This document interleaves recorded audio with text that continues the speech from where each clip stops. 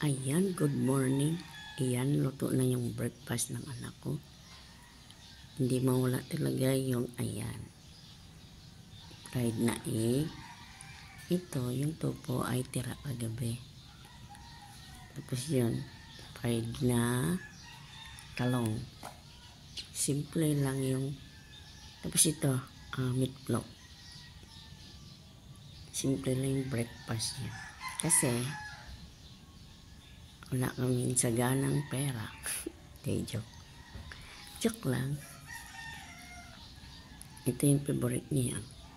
Ayan. Favorite yun dito. So ito. Klaro na ito, talong din. Yan. Niintay ko na lang siya na tapos maligo. Para kakain na yung estudyante ko. Ayan, maga ako nagising para magluto ng breakfast niya. Wait ko na lang siya.